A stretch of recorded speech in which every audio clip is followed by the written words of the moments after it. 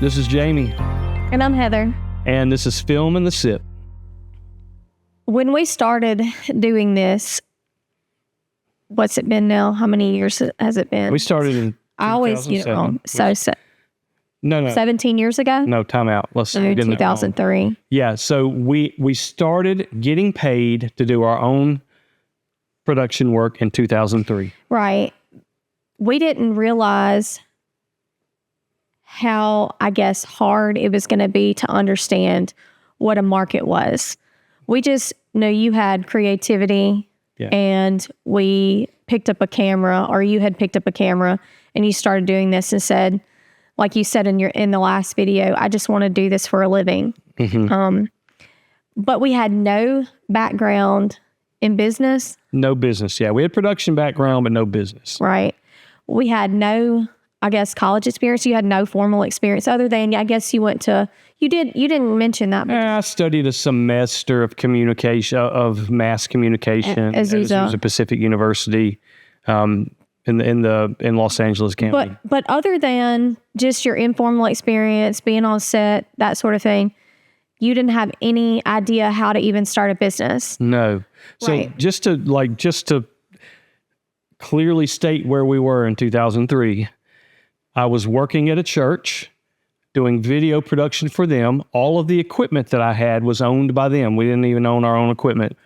But in 2003, we were getting married and we knew we needed some supplemental income. And so we decided to start a wedding videography business in 2003. And you're right. We had no experience in marketing and running a business in anything. And really didn't even have a market where we lived. It was thin. Right.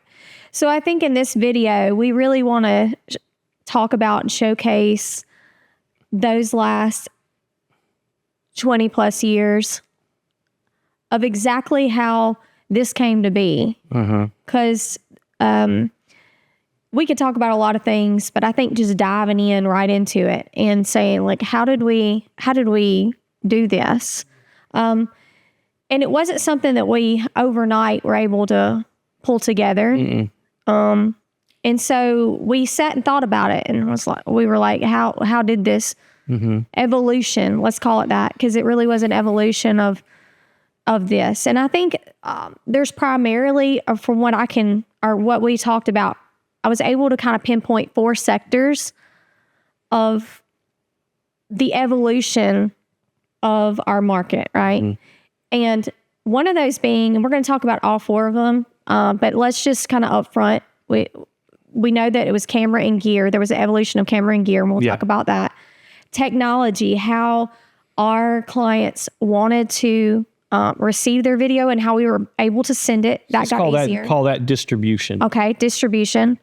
And then get your product out there. And then I guess from the other side of things, how people view the information, or the consumers are watching the media. Okay. And fourthly, it was... Is fourthly a word? There was another one, though. What was the other one? Because I had it sitting there. And fourth. Yeah. Fourth, how our clients actually need our services. Okay. Right? Yeah. So there's a huge learning curve for all of those things. Right? And always, it never stops. Right.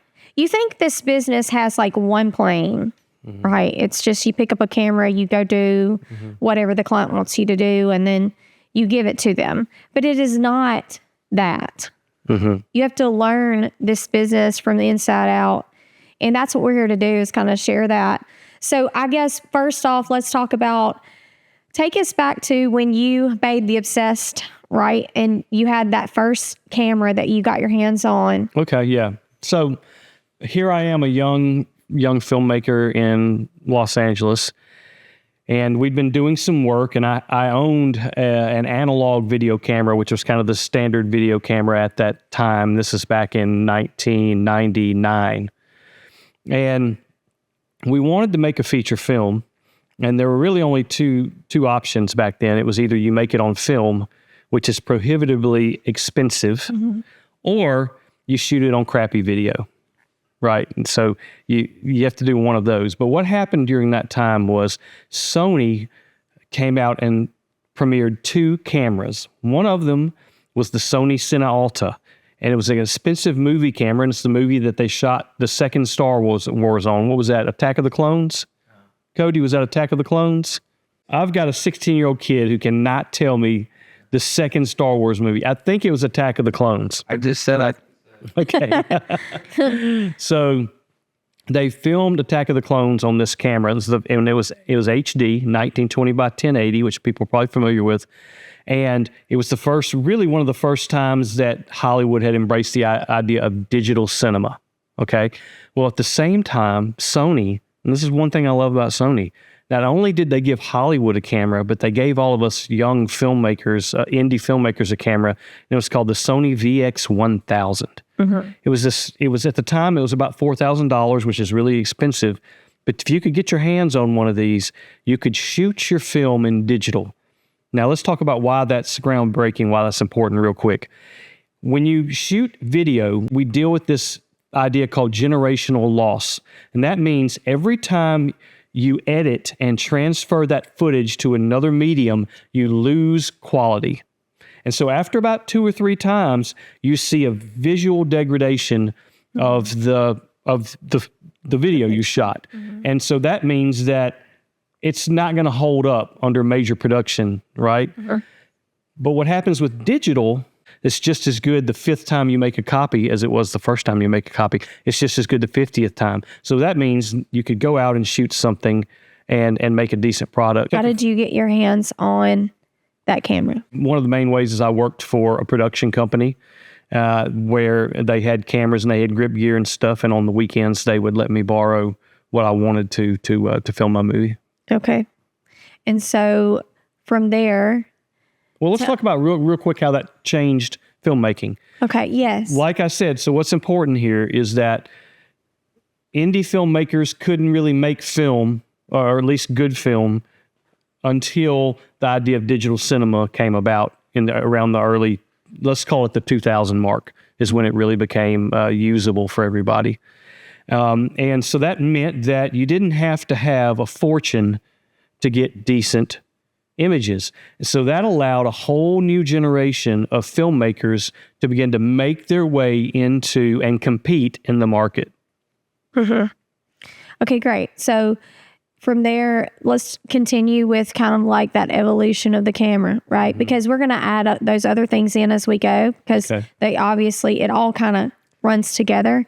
But at this time, really that was where the evolution was really beginning, was we were able to get our hands on good cameras and get a part of the market. Yeah. Good cameras for back then. Not necessarily for now, but back then they were good cameras. Yeah. Well, so now a new filmmaker that's going into the industry, and I'm mainly talking about corporate and commercial and stuff. Let's say for about $10,000, they can get a really nice camera, they can get a computer editing system, and a light kit. For about $10,000 now, they're in business and they're shooting some pretty good stuff. When did that happen for us?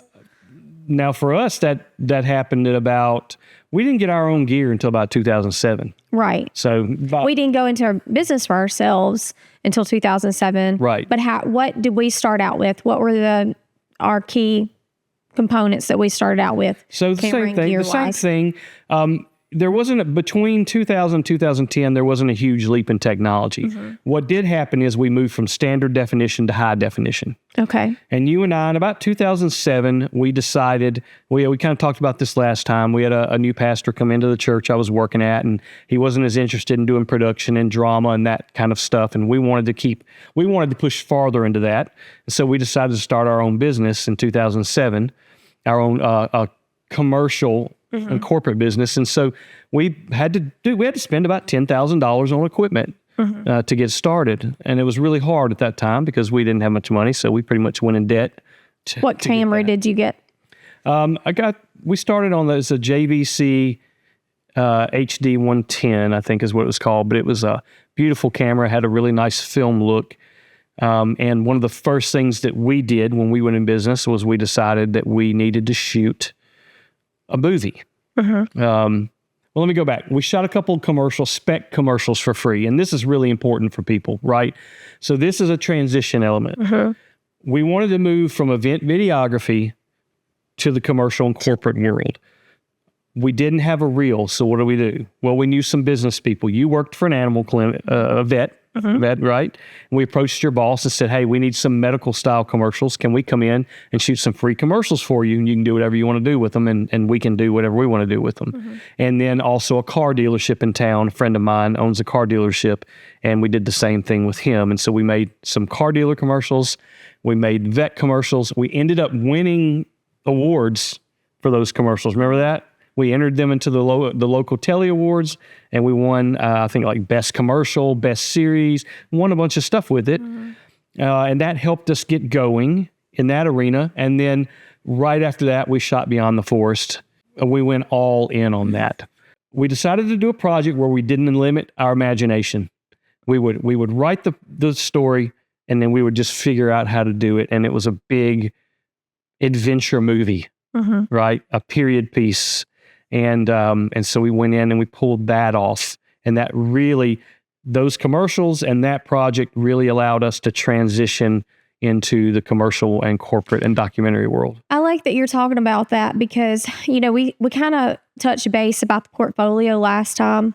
But as you're kind of talking about it, we had to set ourselves apart. And I think that people don't realize you can go out and you can make some pretty stuff, right? But if you're not setting yourself apart from your competition, then you're really doing nothing but just putting pretty images out there. So let's talk about kind of what we did with Toyota, right? We did something different. Yeah. We wanted to approach it differently, I mean, just like with car dealerships, most car dealerships, they come out and they scream at the camera. Yeah. Come on down. Let's make a deal. It's all about pricing. With just words on the screen. Yeah. And we wanted to tell a story about how a car could change someone's life. And so that was the route that we went with their marketing was, well, let's just, cars impact people. Let's advertise by connecting with people emotionally. Yeah. So that was how we went about it. Right. Which is huge to do that with your client, to come at them, not like, oh, I'm just a director of photography and I can make pretty pictures. But listen, I want to partner with you on this and think about your market and how best we can serve your market and how best we can get people to watch this, make an emotional connection, because that is just a big part of this as just putting a camera on a face. Huge.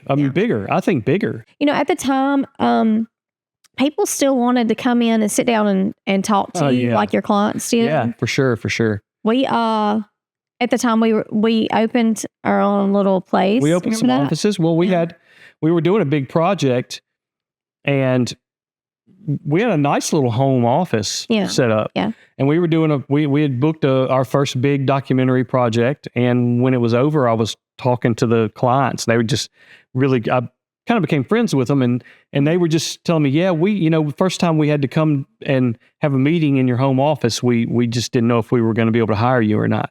It's so interesting because it's so different now, but yeah. And I remember you and I were like, oh my God, how many jobs have we lost? Yeah. Because we're not in offices. And so we went out and we got an office. And honestly, it was really more than we could afford. Yeah. But we booked 2 jobs out of that almost immediately out of the 2 big commercial clients, because they actually came to our offices and met with us in our offices and stuff. And I totally believe that we booked those, those 2 big commercial projects because we had an office for them to come. How has that changed? So, bring us up to now. How, that's a huge leap and bound. Yeah. So that's a huge leap. So let's talk about now. Yeah. How do we? Well, then let's talk about. So what you have to talk about now, you're gonna have to talk about the distribution technology, and part of that is fast internet. Internet is so fast now that people, I can put a working cut or a rough draft out and send it to somebody in 2 or 3 minutes instead of them having to drive over. No one ever asks. I've had maybe in the last 10 years 2 clients ask if they could come and sit and be a edit. part of the edit. Yeah, and in that case, I'll just say, well, I can come to you. But now I work out of a home office, and the overhead of a real office for us would just be it would just be ridiculous. It doesn't make sense anymore. So yeah, nowadays because of the speed of internet, I can just hit export. It takes a minute for the video to export, a minute for it to upload, and I shoot it to the client, and they're reviewing. How do you, I guess, communicate with your client now? How does that, translate now? I mean, you just basically, they call up, You mean like during an edit or what? No, I'm just talking about period. Like, how does that work now? Because we no longer sit with somebody in an office, whatever. It basically is just through the phone. Yes, phone messaging, a lot of iMessaging. I talk with my clients a lot, and it's funny because we really do become friends. And sometimes the messaging gets a little silly. Even we have joke and have fun and stuff. But just in the same way that normal everyday people text each other. I mean, we communicate the same way nowadays. Right. And so you have to build that relationship with your client. It's a little different than it used to be because it is. But I mean, that's the way people talk now anyway, right? We're so used to communicating over social media that it really doesn't change anything. It's just normal. And now let's face it, society or culture has changed a lot in the last 10, 15 years. Once upon a time, people wanted to sit face to face. They wanted to communicate with each other and look in each other's eyes and read each other's emotions, read the subtext behind the spoken.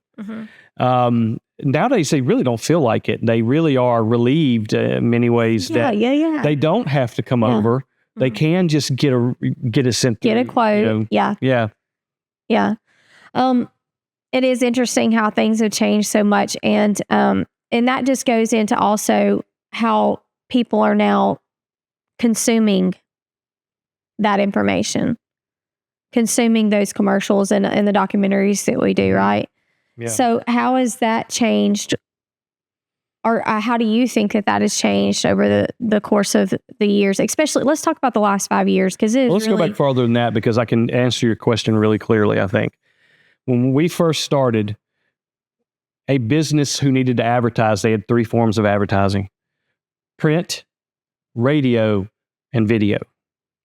Video was the bottom of the 3 because it was expensive to make. It was expensive to run because the only place it ran was on TV. Right. It cost a lot of money. So if there was a business and they were in a crunch financially and they needed to cut some advertising, video was the first one to go. Well, during the recession, video advertising was the first thing to go. Okay? What's changed nowadays is that video is now at the top because distribution is so easy because we walk around with TVs in our hands 24/7. So it's really, really easy to get the advertising across to a client. And what's more involving what's more engaging on a handheld device? Right. Video. So video is now the most important form of advertising. So print will get cut, radio will get cut, but they don't cut video because if they have to, they'll even make the videos themselves. So let's talk about how TikTok, Instagram, all those short form videos, how does that change kind of like your idea of like the story, how to craft your story, that type of thing? This is hard. TikTok has been hard for us. For one thing, cinematographers, filmmakers fought for so long to have what we view expanded from a square into a cinema shape, a 16:9. And now not only do they want to reduce it, they want to actually flip it vertically so that we're shooting 9:16. Why is that so hard? I mean, why do you not like the idea? Because you want to see more, like just look out. Look at the field of view that the human eye sees. You want to see we more see of this, that, right? That's how we naturally see. We actually naturally see more in widescreen, even than 16:9. We do not see like that. Yeah, maybe Cyclops does, but we don't see like that. So it's counterintuitive to the natural human visual experience. And it cuts out all of the good information to the left and right. Humans exist on a horizontal plane, not on a vertical plane, right? All of our stuff is spread out this way. And so when we go vertical, we miss all that. And all we do is get a lot of ground, which is boring, and a lot of sky, which is boring.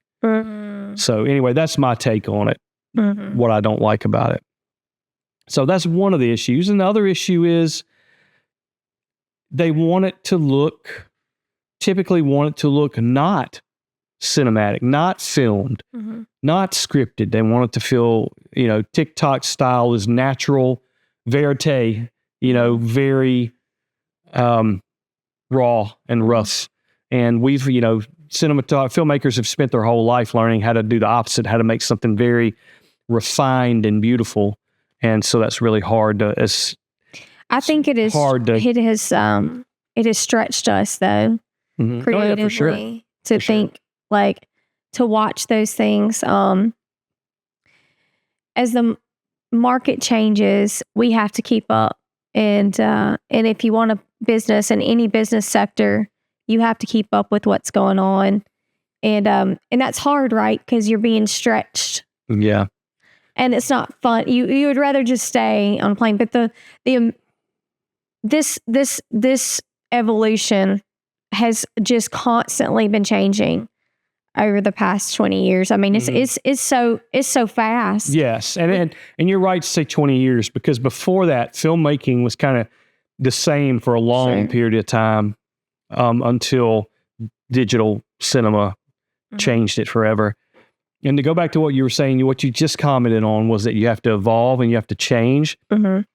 Something happened in 2010, which was the next evolution in technology that really put a lot of big filmmakers out of business. This is really important. And that was the DSLR revolution, meaning that the digital photo cameras we take pictures on, someone decided to put a video function on that in case somebody wanted to squeeze out a little video while they were shooting their photos. And what we saw was fantastic. Right. It was the closest thing we'd seen to 35 millimeter film. It's what indie filmmakers had been chasing forever. And it radicalized the market, because we talked about how you had to start. Radicalized. Well, it did. It was. Is that not a word? I don't radicalized. We'll go with it. We'll go with radicalized, because I think that's. It was good. Yeah, it's an apt description. It allowed entry-level filmmakers now to get in for about $3,000. Remember, we talked about how you and I were able to get in around $10,000. Now you could buy a DSLR camera for $1,000. You could buy an Apple laptop for $1,000 and a lighting kit for $1,000. For $3,000, you had the ability to make some really good stuff. I had a friend that was a producer at a big company in Seattle that used to hire us out to do a lot of their work. And he said he was losing his job.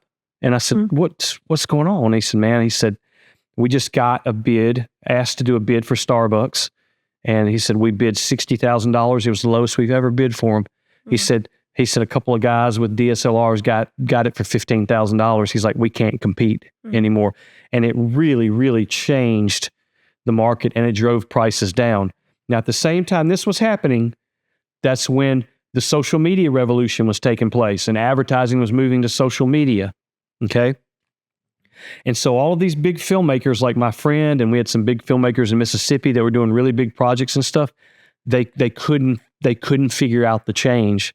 They couldn't, for some reason, either didn't want to change or couldn't see where it was going. They couldn't predict it. And I know 3 of them that were, pretty much as big as you could get in our market that just tanked it within about 2 years because they couldn't reinvent themselves. Wow. So what do you think that COVID did? Because, that was kind of the next. Made everybody angry.